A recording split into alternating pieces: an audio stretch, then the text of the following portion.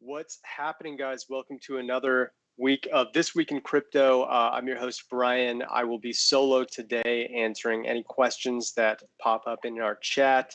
As always, just as a reminder, our goal of these streams is to give you as much data on the on-chain and social side as we can and equate them to real-life news stories that are happening that may be impacting the markets right now. It's been kind of an up and down week with a little more down than up for most assets. We can see that Bitcoin is down about 2.5% in the past week, Ethereum about 2.1%. And then there are a lot of much larger losers than that as we go down the altcoin side of things. This outlier here is Fantasy Gold, which some of you may have heard of. It seems to be kind of one of those weird assets where it's getting artificially pumped like nobody's business. However, it can't really be released and traded right now. A lot of people have it in wallets but can't send to another wallet. I won't go too much into it, but it seems like one of those coins, sort of like Kick, where a lot of coins got airdropped and the price seems to be pumping and dumping all the time. But ultimately, like, it doesn't get traded too much. Maybe that'll change at some point. But regardless, it can't be ignored, the fact that Fantasy Gold is up another 39% over the past week. It's up thousands of percentage points in the past month. So just worth checking out, to be to leave it at that. But going to some of the more known altcoins here, right? We see XRP down 3%, Lido Staked Ethereum down 2.5%, Cardano down about 4.7%. Some of our biggest droppers, we start getting to Bitcoin Cash down 10.6%, Unisat Leo down 10%, Stellar down 14.6%, Phantom 14.4%, and ApeCoin down about 18% over the past week. So definitely kind of a little more of a down week, as we see that there are a lot of concerns going on, as you guys saw from the thumbnail. Binance seeing a lot of job cuts at the moment, and the biggest exchange in the world is under a bit of fire for its mismanagement of senior staff members and just the overall reduction of overall staff is concerning to a lot of people, because it is, of course, the largest exchange in the world by a large margin. And if something happens to that exchange, there could be ripple effects throughout the cryptosphere. Besides that, we have interest rate worries for the first time in a couple months after traders took a sigh of relief last week, or sorry, I should say last month, following the news that there would not be interest rate hikes for the first time in over a year. Well, that appears to be a short-lived sigh of relief, because we're seeing that there is expected to be a payroll report to show that job markets are hot. And when job markets are hot, the interest rate hikes typically go up to combat inflation, making sure that the economy is balanced, etc. So CNBC goes into a little bit.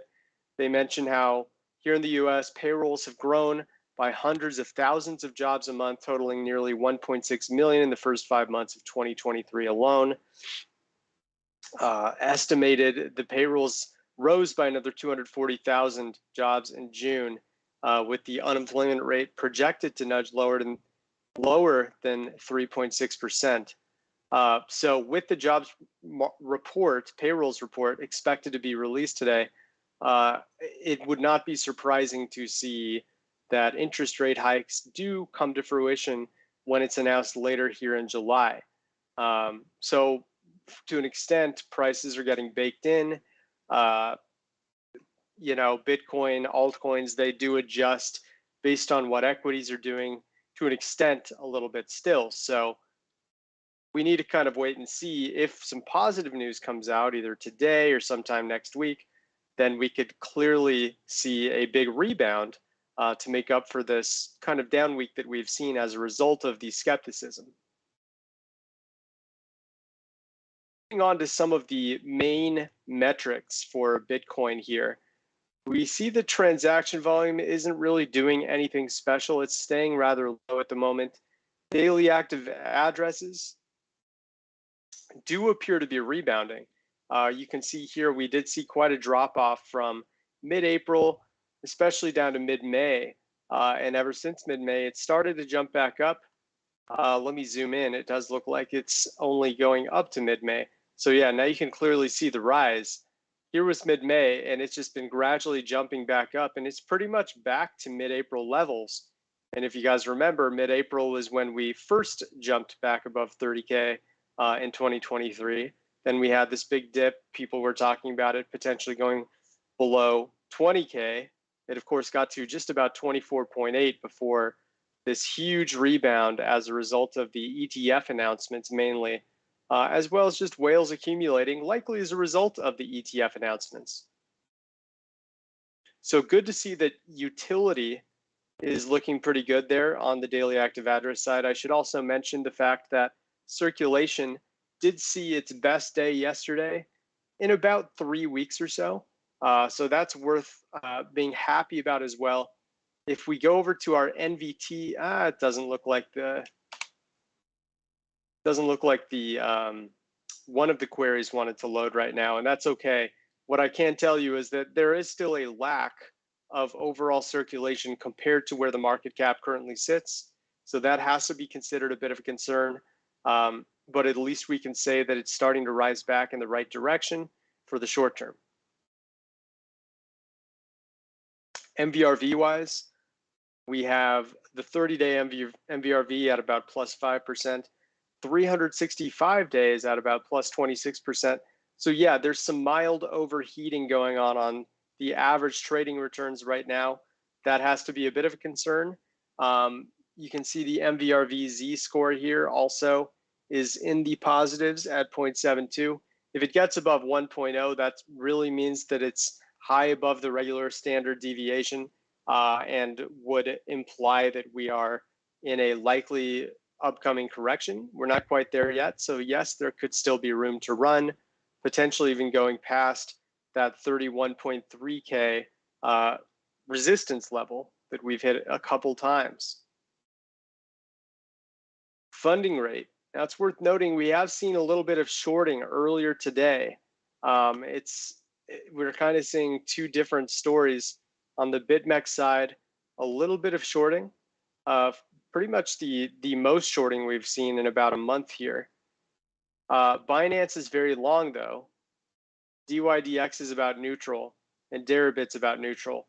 So, you know, it's good actually to see that the BitMEX funding rate is starting to show some skepticism. As we mentioned, there is a little bit of FUD in the air at the moment.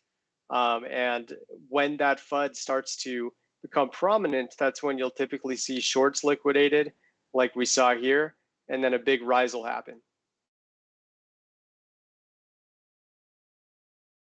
Whale transactions, we can see that the $1 million plus transactions for whales are starting to look pretty good once again.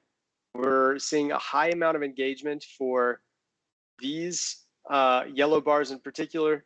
And yes, even the 100K plus bar, this was the highest amount of 100,000 or more transactions on the BTC network in about 3 months, since April 11th. That's a big deal, and it shows that there is some serious paying attention to this Binance situation in particular, as well as the jobs market. I think it's a combination of both, but especially with the story of Binance kind of going viral on Reddit yesterday, that undoubtedly contributed. And we can also look at the 3 key tiers here to see how much the amount of shark and whale addresses are rising right now. And we do see that the 100 to 1,000 addresses here in yellow have jumped up quite a bit since July 1st. The red line is the 10 to 100. So these are the sharks. They've been starting to jump up. Yesterday was a pretty good improvement in the accumulation. And the 1,000 to 10,000, it was going well, but it did drop just a couple. It looks like 1932 down to 1926. So 6 less addresses compared to a couple days ago. overall, though, pretty neutral. And, we can still say, looking from early April to early July, they are moving in the right direction, right? They're growing in number, which is a positive sign that the key stakeholders in Bitcoin have confidence in the network. We can also see that the 10 to 10,000 line altogether combined is showing some accumulation. Over the past 3 months here, from early April until now, we've gone from 66.5% held by these key sharks and whales over to 67.08%. So that is a move in the right direction here. And again, a good sign that the powers that be, those large stakeholders that can really move markets, are showing confidence in Bitcoin right now. We'll come back to the ratio of on-chain transaction volume and profit to loss. I did want to mention that the mean dollar invested age has continued to show signs of staying pretty flat. There's a lot of dormant activity right now. We talked about the whale transaction spike a few charts ago, and we see that it's very high right now, and it's likely contributing to this mean dollar invested age line flattening out. People are moving their dormant Bitcoin at a higher pace right now, and that is causing the average age to kind of taper out here at around 580 to 583 days that the average BTC is sitting in the respective addresses. So if this starts to dip, that's an extremely promising sign, one of the best bullish indicators that Santiment would offer. For now, it's kind of teasing, it's at least flattening out, which is usually the pattern that we see before a drop hits, but there's no guarantee that the drop will happen just yet on this curve. Also, take a look at this huge network realized profit loss spike. There was a big spike of 619,580 619.58 million, I should say, in realized losses in this short time span yesterday. This was a 3-hour candle here, and that showed that there was a pretty large amount of loss going on the network. Generally speaking, we don't want to see positive spikes. We want to see negative spikes. When there's realized loss, that often coincides with a bottom. It may not be a huge bottom, but this is the largest realized loss spike that we've seen in over 3 months. And if we go back 6 months, the only one that rivals it was here on March 7th.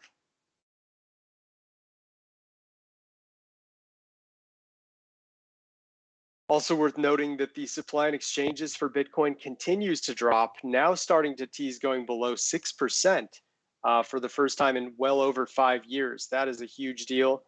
We talked last week about this big Binance spike where they had 2 separate transactions, one for 15,000 and one for a little over 100,000 Bitcoin that moved to new addresses. And at least according to our metrics, the new address does not appear to be an exchange address. It's a cold wallet based on labeling for now. It could change at some point, but based on what we have in front of us, the supply and exchanges just continues to move lower and lower, implying that there's less and less sell-off risk as time goes on.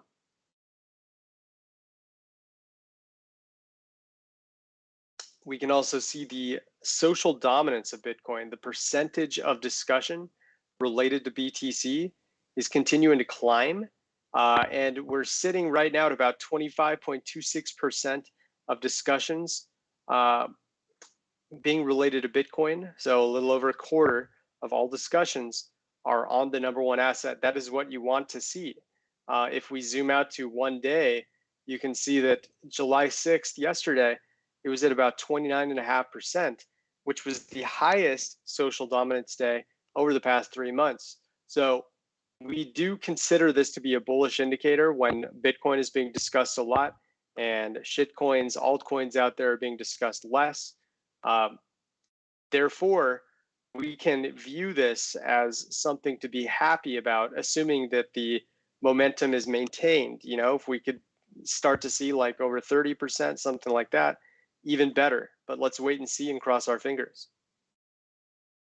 Weighted sentiment, still a little bit too early to start using this metric. Again, I would like to at least see, a couple months of the new API adjustment that Santiment had to adjust to take place, and then we will really start to see whether people are positive or negative. Right now, the social volume has taken out a ton of spam, and that's why it's just going to be showing negative for a little while longer.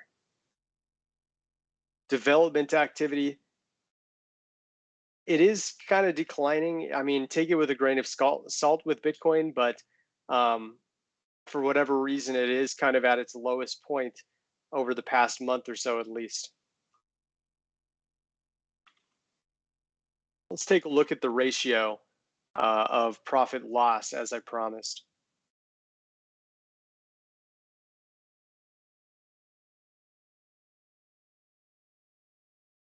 All right, so zooming out to the last 6 months, what we're looking at is Bitcoins, Ethereums, XRPs, Litecoins, and Cardano's ratio of on-chain transaction volume and profit to loss.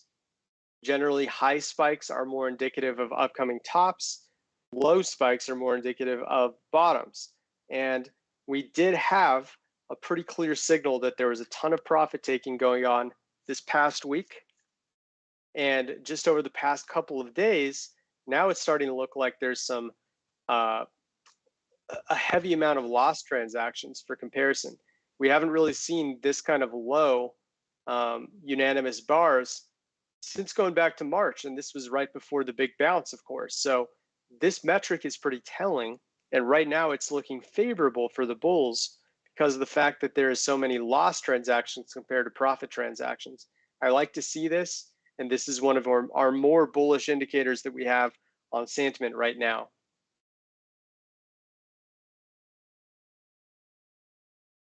Also wanted to take a look at the correlation between Bitcoin, Ethereum, the S&P, and gold, because obviously we were talking about throughout June how there was this big divergence between the S&P 500 and Bitcoin and Ethereum kind of going the opposite direction. And then all of a sudden we had this big breakout with the ETFs, right? And that's what helped crypto catch up more or less to what the S&P 500 had been doing. Obviously, the S&P is at about a 14-month high at the moment, while Bitcoin and Ethereum are kind of testing the same sort of resistance level that we were seeing back in mid-April. So overall, it looks like the correlation has started to kind of click back into place, at least a little bit. You can see that they both kind of dropped simultaneously back on Wednesday and a little bit of Thursday. So now we're kind of back in this mode where if you're looking at tech stocks on like NASDAQ or even tech stocks anywhere around the world, you might see similar fluctuations for, what Meta and NASDAQ and Amazon are doing compared to what crypto is doing, for better or worse. And generally, we see the biggest bull runs when there is not much of a correlation. So we would be rooting against that phenomenon. We don't want to be seeing them just kind of fluctuating together right now. Let's also look at MVRV. This may refresh on me as it is known to do, but before it does, look at all of these underbought and semi-underbought signals, particularly ApeCoin. Traders are very underwater for this asset across multiple timeframes. Dodo, same thing. League of Kingdoms, Radical. Lots of assets that are showing opportunities because they've really been bleeding a lot. They're not quite in like this huge opportunity zone above this key dashed line, which would indicate a top 5% opportunity to buy, but they're at least moving toward that direction. And it's at least less risky right now than usual to buy a lot of these altcoins due to the heavy amount of drops that have already been occurring over the past month or so. And even particularly this past week, right? We talk about the Binance situation and the report about a lot of people losing their jobs. People are worried about that, and that did cause a lot of altcoins that are specifically on Binance to get hit pretty hard. Ape was a good example. I saw it really dropping off a cliff as that news was breaking. On the other end of the spectrum, we can see Bitcoin Cash showing an overbought signal, Compound, Injective, Maker. These are assets that are appearing to be a bit overbought now, only because they have had such high returns that traders have shot way above their expected average profits for them, especially compared to the rest of the markets.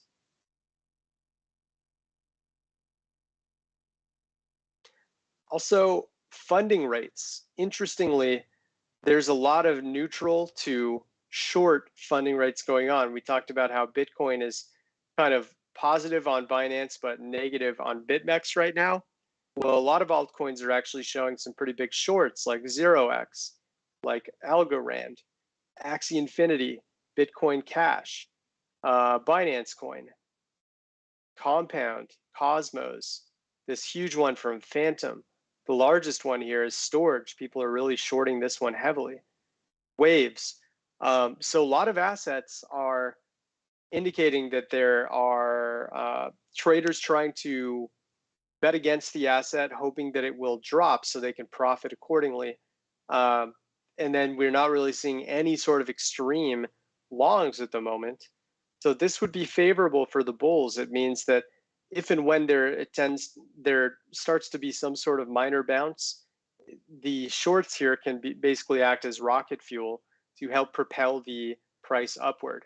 So keep in mind the negative sentiment that isn't just showing on social media, but actually showing in terms of people putting their money where their mouth is and betting against crypto assets at the moment. All right.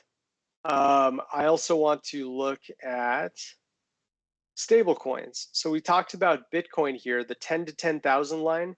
Yeah, it's been moving back in the right direction for sure, especially since the ETFs were announced right around here. Big accumulation from mid to late June. And after just a little bit of profit taking, it looks like they've kind of accumulated back. So holding about 67.08% or so right now is a welcome sight, considering we really haven't seen those levels since about March or so.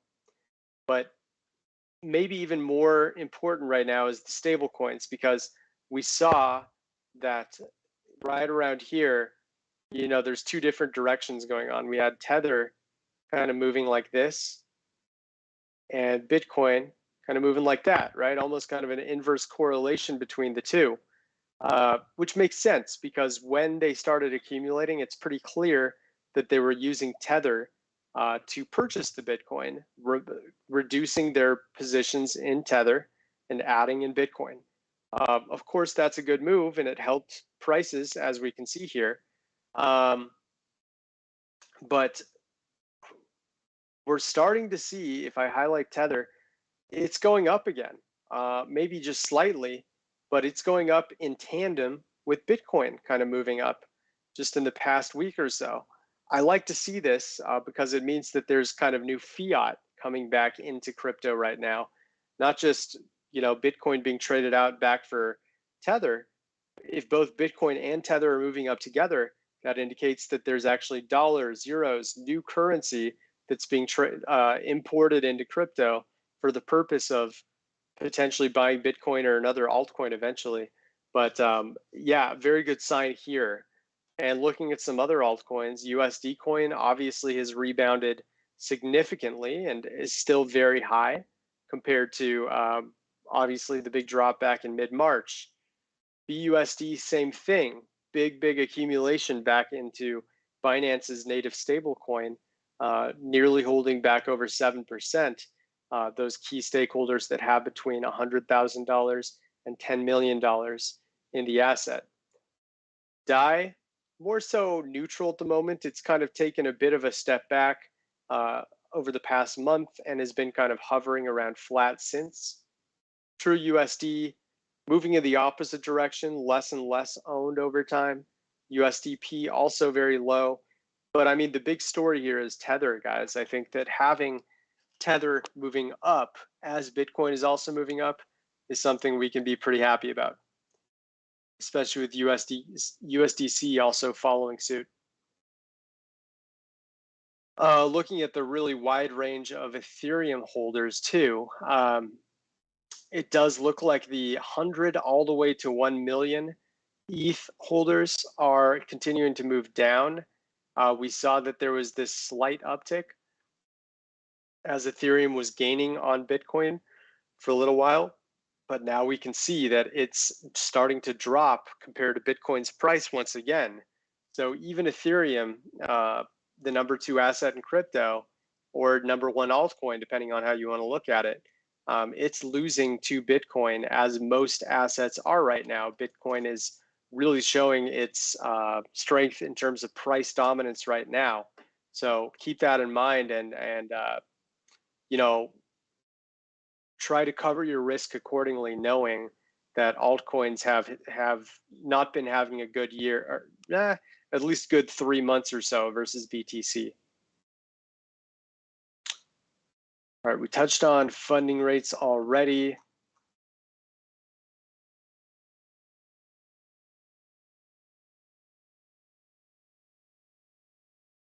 Something else I wanted to show. Yeah, let's look at the overall amount of social volume on crypto platforms. So we made Twitter made the API change right around here. And you can see that the social volume is very, very low, especially here in July. You know, we were starting to see a bit of an increase in discussion. This was related to the ETF announcements, but it quickly started to die back down. And in July, it's kind of back to its lowest levels. It's hard to compare because we had a different Twitter tracking method before. While it loads, though, there it goes. So yeah, we had the first big Twitter change here, and then another one about a month ago.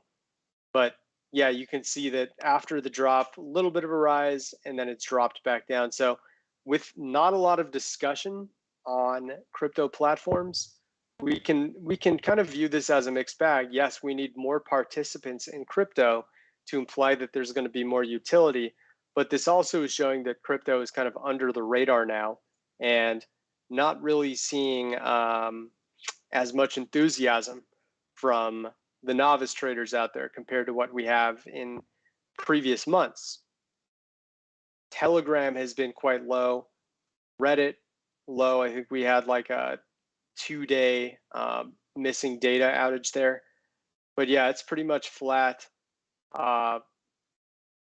Interesting to see. I don't know if there was like a secondary drop in Twitter, but it's hard to really measure that. And then 4chan, more or less kind of flat right now. So not really a lot of enthusiasm related to overall crypto discussion. Social volume for buy the dip in particular, nothing really special. And if we go to our social trends page, we can see a few different things here. So this is our top 10 countdown for those unfamiliar. It shows basically the largest percentage rising discussions of specific keywords, with Bitcoin and BTC being number 1 and number 2 right now. Quite interesting. We can look at our AI bot, which is a brand new feature that I think you guys are going to love. Any of these keywords where you want to know more about it or exactly why it's trending, just click on the AI summary button and it'll show you a little blurb here. And right now it says the word Bitcoin is trending due to things such as the tweet that highlights Bitcoin being considered the best form of money despite not being perfect. Another tweet questions the reason behind the drop in Bitcoin's price. There are also mentions of altcoins and their performance compared to Bitcoin. Additionally, some tweets express uncertainty about the future direction of Bitcoin and ask for opinions from the crypto community. The tweets also touch upon the dislike of central banks, credit card companies, and banks toward Bitcoin due to its disruptive nature. Overall, the trending topic of Bitcoin is discussed in terms of its status as the best form of money, price fluctuations, altcoin performance, and the opinions of various entities towards BTC. So lots going on there. a lot of these are kind of long-term topics, right? It doesn't seem to be anything that's really imminent. We can say, based on the fact that Binance is number 4, that there's a lot of discussion about Bitcoin in relation to its safety on Binance right now. And of course, the ongoing discussions about ETFs. You can see the connected words to it, mostly pretty generic right now. Also notice threads, right? If we open up the AI summary, it appears there's an app called Threads. That's correct, AI bot, which people are using to share and follow threads and replies. Some individuals, such as the stalwart and JBNY, are actively using threads and encouraging others to join. However, there seems to be controversy surrounding threads. Additionally, Twitter is reportedly threatening to sue Meta over threads. So yeah, that could be something, could be a bunch of nonsense, but either way, keep in mind threads is really making the rounds right now, even though it's not a direct crypto topic. Crypto certainly is impacted by a new social platform, which is essentially a competitor to Meta, or I'm sorry, a competitor to Twitter now, and could have some positive impact according to opinions I've seen, where more competition and reliable places to have discussions related to crypto should bring out the best in both platforms due to their battle to try to make it to the top. Multi-chain, another keyword here, currently trending due to a significant hack attack on the multi-chain MPC bridge. The exploit has resulted in outflows of over $130 million worth of crypto, including assets such as wrapped BTC, USD coin, DAI, Ethereum, and Chainlink. This incident has raised concerns about the security of the multi-chain platform. The affected assets were transferred to various addresses. Additionally, it appears Doge and Moon River were impacted. The hack has led to discussions about the vulnerability of multi-chain contracts and the need for better security measures. So yeah, if you are a multi-chain user, definitely check this out and look into the safety of the keyword at the moment, because it does appear to be a concern for sure. ICOs trending due to the increasing worldwide reputation and progress of a project related to payment abilities. Yeah, it doesn't look like it's specifying anything in particular.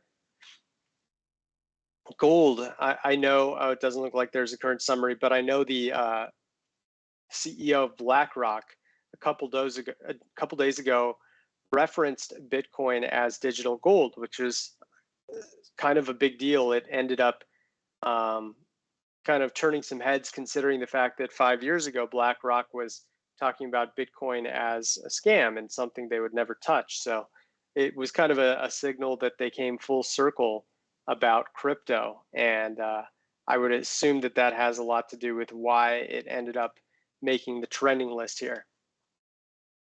But anyways, I think we've hit most of the topics, and I'd like to explore a few questions if we have some asset requests, Balresh. It's okay.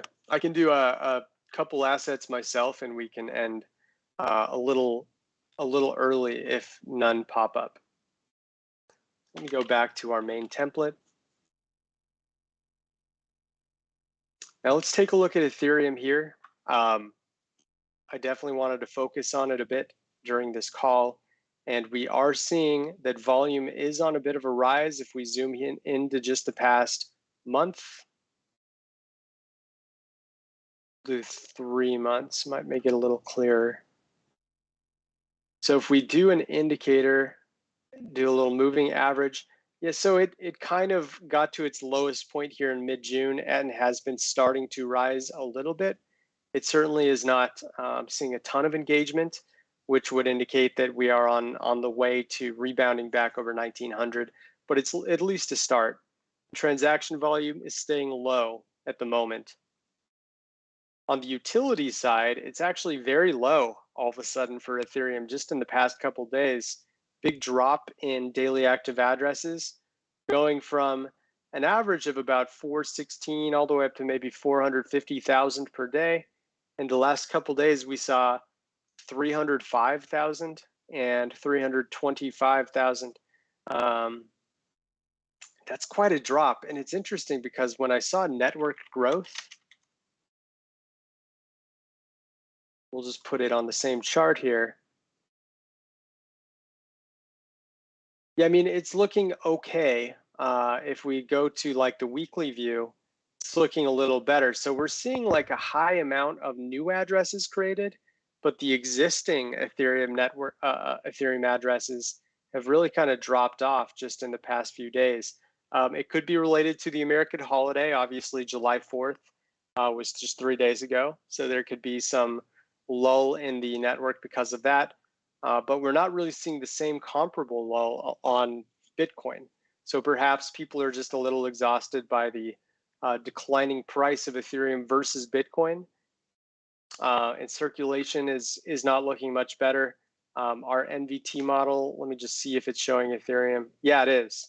So we can see that it's on its 5th straight month right now of bearish divergence. So we're kind of hoping that that can turn around soon.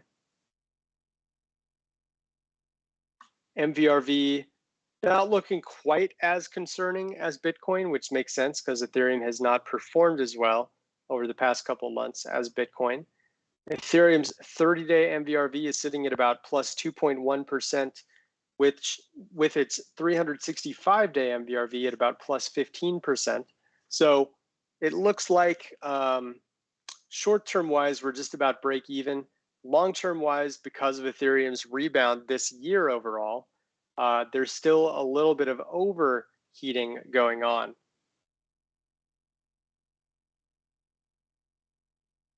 A little mild shorting as well on the Ethereum network. Let's see.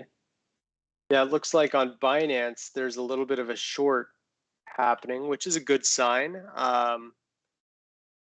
We can see plenty of instances over the past 3 months where these shorts led to a price bounce.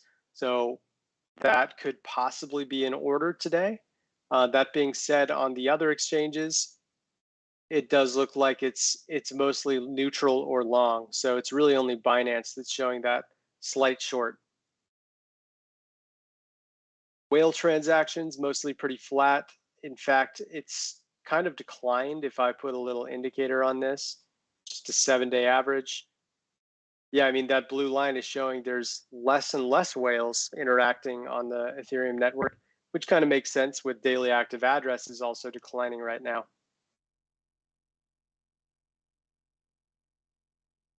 We already touched on Ethereum's key sharks and whales, and they are declining for now. The ratio of on-chain transaction volume and profit to loss is negative, which is a good sign for at least a short-term bounce. Unlike Bitcoin, we're not really seeing much dormant activity on the Ethereum network right now.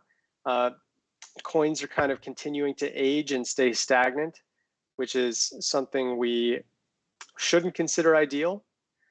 Network realized profit loss, no real huge realized losses right now, like we did see on Bitcoin. The last one we did see for Ethereum was back on June 21st, which happened in the midst of a big rise, which makes sense. You can see the big realized profit spikes on June 13th, foreshadowed big drops.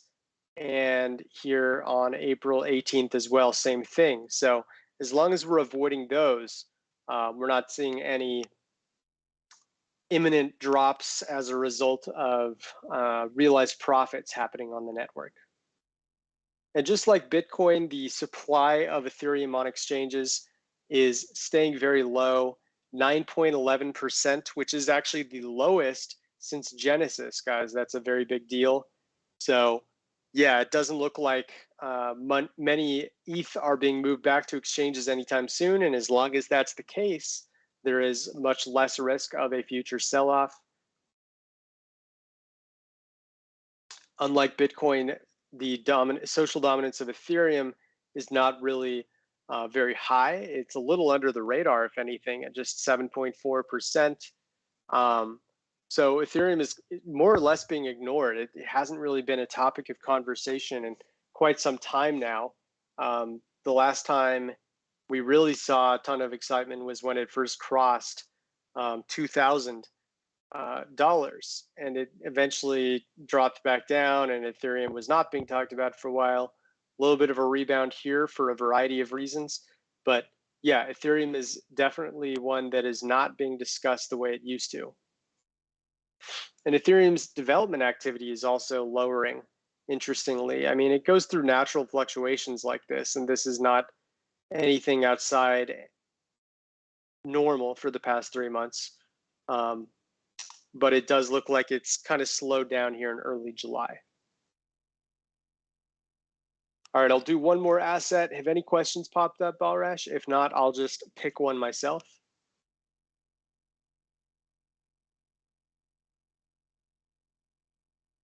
We're going to skip Cardano only because we've covered it so much. I appreciate the request for it, but I think by next week we'll have more updates. There hasn't been enough change on the network for it to be worth the discussion today. But I do want to look at MATIC. It's been kind of an interesting asset that's had a few mini breakouts from Bitcoin before dropping back down. And we can start with trading volume, which has looked pretty neutral. Transaction volume has actually been quite low. So as far as the on-chain and trading volume, not much to be too excited about there. Circulation-wise, it's very low. Daily active addresses kind of made a bit of a run and then fell back down. I mean, this spike here has kind of dwarfed the entire chart. So utility-wise, nothing special on the MATIC network at the moment. MVRV, though, interesting in two different ways. The 30-day is just slightly above 0%, sitting about plus 3.5, and the 365-day MVRV sits at negative 23%, negative 24%. So short term, this is kind of a flip. Short term, it's just slightly overvalued, but long term, it looks like MATIC has some potential for a breakout compared to other assets due to the fact that it's kind of been hit hard over the past year, a little more than most. I'd also say its Z-score is very low too. It sits at, negative 60.65. So that's basically a measurement of multiple time frames, short, mid, and long term, showing that MATIC traders on average are way underwater at the moment. So could be a good value pick right now. Binance funding rate, more or less neutral. DYDX, very slight shorts going on, but mostly just flat funding rates for MATIC at the moment. Look at all of these shorts, right? Like these are indicative of some bottom arguments here. And in most cases, when they got extreme, we would see rises. So it does look like anytime MATIC really starts to drop off, people are shorting and then they get punished for it and it starts to rise again. So keep in mind that pattern if you start seeing something similar happen to MATIC over the next week. Whale transactions have really dried up. Yeah, they've kind of declined here pretty big. MATIC, both on the 100K plus and $1 million plus, they look about the same. Let's take a look at the percentage held by different tiers of MATIC. So MATIC's current price is sitting at about 67 cents. So we'll look at 100K to 1 million to start, 1 million to 10 million, and 10 million to 100 million. We'll just merge them to keep it easy.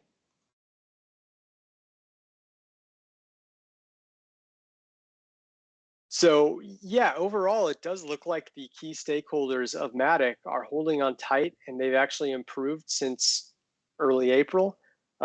We saw this big jump here in late June, going from 26.3 to 27.5% held, and it's still staying high at about 27.2%. Let me add on the price to see if we can find some correlation between this key group of sharks and whales versus the price. Go back to the past year.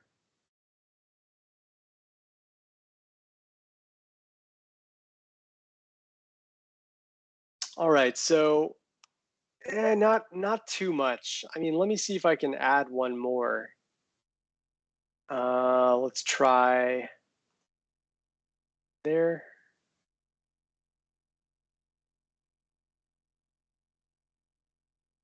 Didn't merge. Let's try again.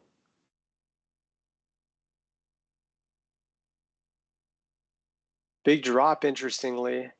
So, I mean, here we're starting to get into exchange addresses, so I would take this with a grain of salt. But yeah, there was a drop of from the 1 million to 1 billion coin holders. It went from 56.5 to 46.4%, pretty much overnight between the 18th and 19th. I'm very curious what caused. But yeah, I mean, overall, I like the blue as a little bit of a better indicator. And it doesn't look amazing, but at least it looks like they are accumulating since the beginning of the year, going from 24% up to about 27.2% there. Not a lot of dormant movement. The coins that have been sitting in old MATIC addresses continue to do so without much signs of a flattening out or a drop of any kind. So we would hope to see something like some dormant movement come up eventually that can help propel MATIC's price upwards. A lot more losses than profits realized, as you may expect, especially here on June 16th and June 27th. This may be related to those like 100 million to 1 billion coin addresses making that sudden drop. But yeah, that's a good sign that we're seeing all these realized losses without many realized profits.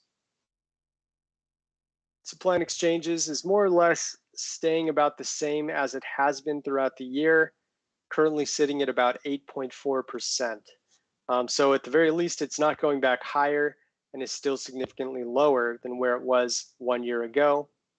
Social dominance, it looks like it's kind of just staying low, not a lot of discussion related to it. After it did get a fair bit of interest from March through early June.